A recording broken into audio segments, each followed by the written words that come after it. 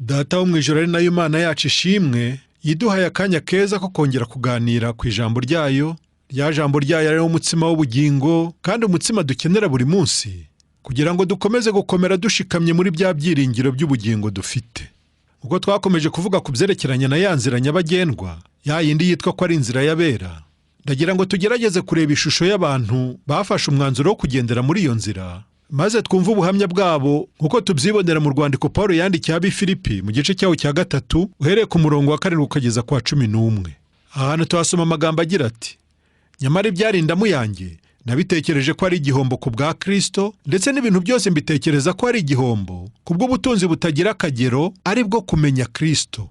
Kubwo nahombye ibyanjye byose, ndetse mbitekereza ko ari amase, kugira ngo ndonke Kristo kandi mboneke ko ndi muri we, ntafite gukiranuka kwanjye kuva mu mategeko, ahubwo mfite ukuzanwa no kwizera Yesu Kristo, ariko gukiranuka kuva ku Mana guheshwa no kwizera, kugira ngo menye n'imbaraga zo kuzuka kwe no gufatanya imibabaro ye, no kujya nshushanywa no gupfa kwe, kugira ngo ahari ngere ku muzuko w'abapfuye. Uyu ni umwanzuro utoroshye kubona umuntu nka Pawulo akiri Sawuli, wari umuntu w'umunyacyubahiro cyane mu idini rikomeye ry'Abafarisayo, akaba yari umuntu w'umuhanga wize cyane akaminuza, akaba yari afite ijambo mbese mu buyobozi bw'iryo dini, ariko kandi yamara kumva iby'iyo nzira nyabagendwa, uyu muntu wari igihangange agaca bugufi maze akayoboka iyo nzira, ku buryo yemera guhomba n'ibyo yari afite byose. Mbese kuri we yasanze gutunga no kudatunga ntacyo bimaze aramutse atagendeye muri iyo nzira, kandi nanone yamenye neza ko adashobora kugendera muri iyo nzira kandi umutima we ukiboshywe na bya bintu byose yari arimo, maze ahitamo kwiyambura ibyo yari afite byose, yitanga nk'igitambo kizima, maze sinakubwira Kristo nawe agenda amuhindukira inyungu, ku buryo wumvise rwose ubuhamya bw'uyu mugabo witwa Pawulo, nta maganya y'umuntu wahombye wamwumvana, ahubwo kubwe ngo yarungutse, kuko yasanze kumenya Kristo bimurutira ubutunzi bwose, ku buryo hari naho yageraga rwose ngo akifuza kubabazwa kubwe. Burya kamere muntu ntabwo yemera guhomba cyangwa se gutakaza, ahubwo umuntu ahora yumva yakongera ku byo yari afite, kabone naho ibyo yaba yongeraho byaba bidasa n'ibyo yari asanganywe. Tekereza kuba wari ufite amazi hanyuma ugashaka kongeraho n'amavuta. Ibya kamere rero kubyongeraho iby'umwuka ni ibintu bibiri bitavangwa, mbese ni ibidashoboka. Kugira ngo uronke ubugingo bwa Kristo bigusaba yuko wemera gutakaza ubwawe kugira ngo uronke ubwa Kristo. Mbese ni nko gushaka kwakira ibindi bintu nyamara upfumbase ibindi. Rekura ibyo ufite kugira ngo ubashe kwakira ibindi, atari ibyo ngibyo uragumana ibyo wari usanganywe. Ikibazo rero ni uko umuntu ibyo yari asanganywe n'ubundi ari ibishira, ku buryo umunyabwenge aramutse yumvise ibihoraho yahera ko arekura ibyo yari asanganywe, kuko ari hahandi n'ubundi yabigundira yagira, amaherezo yabyo ni ukwangirika, kandi kwangirika kwabyo kukaba ari ukwiteka. Bityo rero umuntu uzi ubwenge akaba yahitamo bikiri mu maguru mashya. Kamere yawe ishobora kutakwemeza ibi bintu, nyamara dufite abahamya batandukanye mu byanditswe byera, nk'uko ubasha kubyisomera mu Baheburayo igice cya 12 uhereye ku murongo wa 1 kugeza ku wa 2, atugaragariza neza uburyo tugoswe n'igicucu cy'abahamya, kandi abo bahamya si abandi ni babandi nyine bavuzwe mu gice cya 11 kibanziriza iki cya 12 nyine. Abo bahamya rero batubereye akabarore, nibo batuma twiyambura natwe ibituremerera byose, ndetse ngo n'ibyaha bibasha kutwizingiraho vuba. Reka tuwasome mbese twumve uko havuga. Urwandiko ku Baheburayo igice cya 12 ku murongo wa 1 n'uwa 2 haragira hati: nuko natwe ubwo tugoswe n'igicucu cy'abahamya bangana batyo, twiyambura ibituremerera byose n'icyaha kibasha kutwizingiraho vuba, dusiganirwaho dutegekwa twihanganye, dutumbira Yesu wenyine, ari we banze ryo kwizera, kandi ari we ugusohoza rwose, yihanganiye umusaraba kubw'ibyishimo byamushyizwe imbere, ntiyita ku isoni zawo, yicara iburyo bw'intebe y'Imana. Ngenda shimira Imana cyane mu mutima wanjye, kuko ibyanditswe byera byanditswe kuva kera, byandikiwe kugira ngo bitwigishe twebwe ba none ab'ibihe bisohoreraho. Ni ukuri ubwo mu gihe cyacu abantu barushirizaho kugenda bakunda ibanezeza kurenza gukunda Imana, mbasha kubona mu byanditswe byera abantu bemeye guhara ibyabo byose, ndetse bakemera guhara n'amagara yabo kubw'ubutumwa bwiza bumvise. Nk'uko umuntu adashobora kurebera habiri icyarimwe, uko niko tutabasha kwirebaho ngo kandi dutumbire na Yesu ari we banze ryo kwizera kwacu, kandi ari nawe uzagusohoza. Nyamara igihe cyose dutumbiriye Yesu, twibagirwa ibindi byose, maze tugatumbira ibiri imbere, wa mugani wa Pawulo, tukibagirwa ibiri inyuma, kandi ibiri inyuma si ibindi nyine, abo ni twebwe.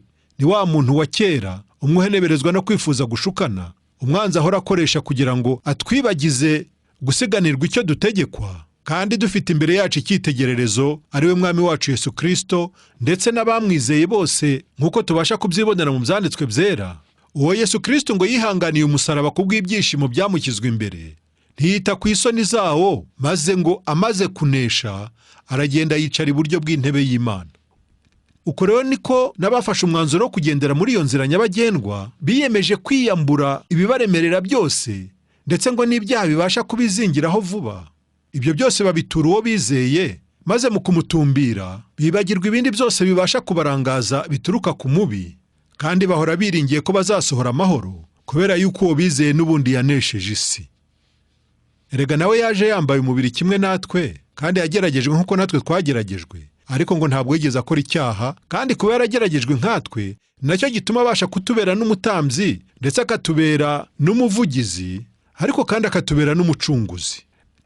Erega n'ubundi Yesu iyo tumuvuga tubura aho tumushyira, kuko n'ubundi ari byose muri bose. Izina rye rihabwa icyubahiro. Hari ukuntu tujya dushaka kuvuga ibye, ugasanga tubuze amagambo yo kubisobanura, maze natwe tukavuga nk'umwami Dawudi cyangwa se Petero, aho bavuze bati nimusogongere maze mwumve uburyo umwami wacu agira neza. Hari ibintu ushobora gusobanura, ariko kandi hari n'ibindi utabasha gusobanura, umuntu wenyine agomba kwiyumvira kugira ngo amenye ibyo ari byo. Kuvuga ko Yesu ari mwiza, ni koko ni mwiza, ariko kuba mukunda. Kuri ba bandi bamumenye, basogongeye bakumva uburyo agira neza. Abantu yahaye ku mahoro ye, nibo banezerwa iyo bumvise ibye, nk'uko tubivuga uyu munsi. Kandi rero kugira ngo wumve ubwo buryohe, ni uko uba warakebwe nyine mu mutima, kandi nta wundi ubasha kuhakeba uretse Imana ubwayo. Umutima wakebwe rero niwe ubasha no kubona neza ibijyanye n'ubwiru bw'Imana, ubwiru bwahishuriwe muri Kristo Yesu, waje yambaye umubiri wa kamere y'umuntu, akabyarwa n'umugore, akemera gutwarwa n'amategeko, kugeza ubwo yasohozaga ku musaraba. Ibintu twumvaga kera tukabyita ubupfu, ubu ngubu nibyo bisigaye bidushishikaza, ku buryo ushobora kubura n'ibitotsi utekereza gusa uburyo bwo kuvuga uwo mwami n'ibyiza akora. Abakebwe imitima gusa nibo babasha kubona ubutunzi buri muri Kristo Yesu, nk'uko twumva abantu nka Pawulo bavuga bati ibyarindamu zacu byose twemeye kubihomba kubwo kuronka Kristo. Ati nabibaze nk'amase kubw'ubutunzi butagira akagero bubonerwa muri Kristo Yesu. Uwo hari icyo yabonye, ariko utarakibona ibyo wabimwumvisha ute? Nta kindi wakora uretse kumubwira ngo asogongere nawe yumve uburyo umwami wacu agira neza. Iyo wakebwe mu mutima, niwe ubasha kubona ubugingo buhoraho, ubugingo bubonerwa muri Kristo Yesu. Mbese Yesu yaje ameze nk'igipfunyika, cyangwa imwe bita ambalaje mu Gifaransa. Muri icyo gipfunyika rero ngo harimo ubugingo, bivuga ngo waronse Kristo, uwo ni nawe wabonye ubugingo nyine.